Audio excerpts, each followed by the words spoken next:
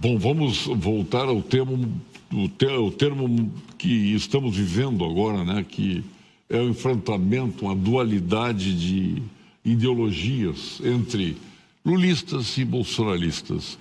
Eu já vi que o senhor pretende quebrar isso aí, até porque tem também muita gente migrando para o centro.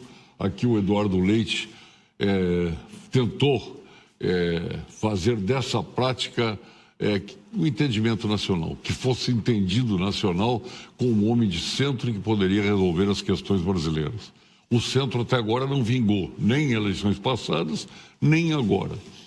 Como é que o senhor pretende resolver se de um lado, na direita, se considera o Flávio, do outro lado, à esquerda, se considera o Lula? Como é que o senhor vai se posicionar no meio dessas duas correntes? Primeiro, com uma leitura muito diferente dessa ideia do centro. Eu não acho que o Lula e o Bolsonaro no poder são tão diferentes entre si. Na verdade, as forças políticas do Brasil empurram todos eles para o centro. O Lula tem um governo de centro-esquerda e o Jair teve um governo de centro-direita, com os mesmos homens do Centrão participando do governo deles, com políticas, inclusive áreas econômicas. O Centrão sempre foi definidor. Exato. E se eu falar em área econômica, o governo do PT é um governo um pouco mais gastão, mas com algumas premissas que são similares às do Bolsonaro, que também foi gastão, estourou o teto e tudo mais. Combate ao crime organizado. Veja só o que eu vou falar aqui que vai chocar.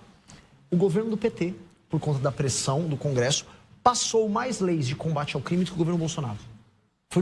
Passou no governo do PT.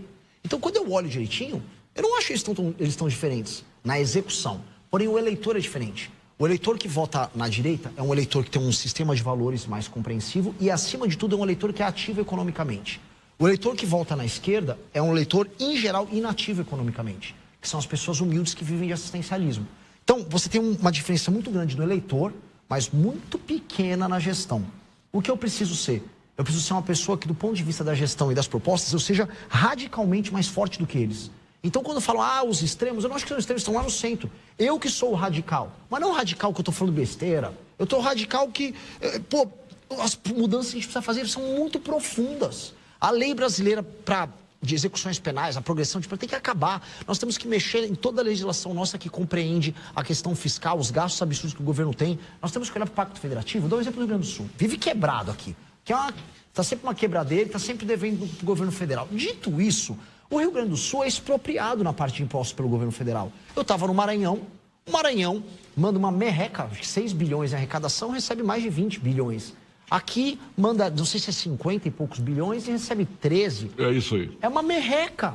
E aí fica tudo quebrado, fica endividado. Então, nós precisamos endereçar isso. E eu juro uma coisa que eu fiz, que pode soar maluco, eu fui lá no Maranhão falar isso para os maranhenses. Falei, o dinheiro que está sendo roubado pelos políticos daqui, sequer é da população daqui. O dinheiro da população lá de São Paulo, da população do Rio, da população de Minas, da população do Rio Grande do Sul. O Pacto Federativo está roubando as pessoas. E eu estou falando isso de maneira clara. E sabe o que acontece quando você é claro e radical? Aqui, estou botando entre aspas. As pessoas te ouvem. As pessoas concordam com você porque você não está tratando o eleitor como um idiota. Eu fui no Nordeste, eu não tratei o eleitor como idiota. Eu falei vou mexer no Bolsa Família sim, porque eu acho injusto que uma pessoa esteja ralando aqui, numa cidade do interior do Ceará, enquanto outra está recebendo o Bolsa Família. E sabe o que acontecia? As pessoas que trabalhavam naquelas cidades do Ceará. Você está certo, homem. Homem, você está certo, está falando verdade. Não aguento mais trabalhar por 2. Falei, você não está falando por 2, você está falando por 5. Você é um guerreiro. Então, falar a real de maneira concreta quebra a polarização, porque o que eu falo tem verdade, tem intensidade, enquanto que os outros falam é só conversa mole. Provocar de novo agora o Flávio aqui. O Flávio avisou que em termos de reforma econômica, ele não vai precisar fazer uma nova reforma da Previdência, é mentira. Ele falou que não vai fazer desvinculação e nas desindexações, é mentira. Não dá para corrigir as contas públicas por causa disso. E é por isso que ninguém em mercado financeiro, ninguém que é economista sério, levou ele a sério. Porque ele está mentindo para as pessoas, ele vai precisar fazer isso se ele ganhar. Sorte que ele não vai ganhar. Mesma coisa o Lula, que não fala nada do assunto e vai ter que fazer isso numa conta pública no Brasil. Em 2027 estoura. O Brasil vai entrar num default e vai perder toda a credibilidade externa. A gente vai virar uma Argentina antes do Milei. Então eu estou avisando antes. E aí quando eu sou radical em avisar, quando eu falo eu vou fazer isso, as pessoas começam a ver verdade. E eu acho que precisa entregar a verdade. Ser radicalmente sincero pode até fazer perder voto, porque as pessoas não... mas esse cara tá falando algo que eu não concordo. Mas no mínimo a pessoa sabe que você não tratou ela como imbecil. Posso dar um último exemplo, que eu não quero me ceder nisso? Pode, não. Votação da escala 6x1. Como é que votou o PT? Populista, né? Com o Brasil quebrando, não havendo mais emprego formal. Não, é isso aqui, ó, tô ajudando o trabalhador. É mentira, talvez não para você, trabalhador, você vai ter que trabalhar mais com isso. É mentira, você foi enganado. Não existe a hipótese de você trabalhar menos e ganhar mais num país que está quebrando. Dica 1. Como é que votou o Flávio Bolsonaro e... Quer dizer, Flávio não, mas o partido dele, o PL, a favor. Eles votaram junto com o PT a favor. Teve um PL agora que é o PL da misoginia, que é um PL de esquerda que busca criar guerra entre homem e mulher. O Flávio votou sim. PL de esquerda é boa. E falou assim, veja só, votei, tá? Mas isso era um truque da esquerda. Então, eu entendi, você vai ferrar todo mundo, mas em compensação você não se ferra eleitoralmente. Isso não é homem, isso não é homem, isso é um frouxo. São frouxos, estão sempre pautados pela esquerda. Eu não acredito nisso. Eu vou pra cima dos projetos, que é mesmo quando eu perca voto. Eu vou falar pro trabalhador, você foi enganado no fim desse caso 6x1. Não é assim que resolve o problema. Mas Renan, mas você tá errado. O eleitor não acerta sempre. Na verdade, o eleitor erra a maior parte do tempo. Senão não teria que bando de bandido em Brasília. Lembrando que Brasília eu vou ter que ganhar a eleição, eu vou ter que sentar para negociar com um monte de ladrão.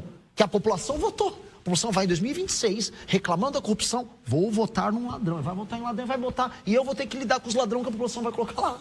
Vai ser um inferno. Mas a real é essa. A real é essa, que o povo erra e a minha diferença para os demais é, eu vou falar para o povo se o povo errou. Vou falar, tá errado e não vou seguir o que vocês falam, porque o líder lidera. Seguir pesquisa de opinião para ter uma opinião política não é coisa de líder, é coisa de malandro. Tem muita gente aí que, quando se colocou esse tema aí do Flávio Bolsonaro com a Michele Bolsonaro, parece que, por um lado, foi uma tragédia, no outro, parece que é algo que não deveria ter sido discutido, se bem que isso impacta diretamente no comportamento de um partido forte como é o PL no Brasil hoje. Como é que o senhor avalia essa condição desse enfrentamento? Como foi feito do Flávio e da Michele, que ela reagiu fortemente contra o enteado? Eu acho patético. Acho patético. Como é que um grupo político pode querer administrar um país que é uma das 10 maiores economias do mundo, que nasceu para ser um dos 5 maiores países do mundo, com briga por, vamos botar aqui, por ego, feito em público. Veja, a opção lá que... Olha só... Você venceu a briga em casa? Briga em casa sobre um assunto menor, porque a Michele era amiga, ela tinha uma amiga lá no Ceará, e ela viu que ela foi preterina a decisão pela amiga por uma decisão vinda do Flávio e da turma do PL local que resolveu Ciro Gomes.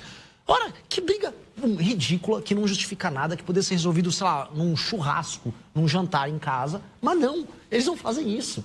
Eles têm que tornar público, porque o ego de todos eles é gigantesco. O ego do Jair era gigante, da Michele é gigantesco, do Flávio é gigantesco. E aí o Brasil tem que ficar assistindo o Big Brother deles. Eu não aceito isso. Não, assim, resolve em casa e depois torne público a posição oficial.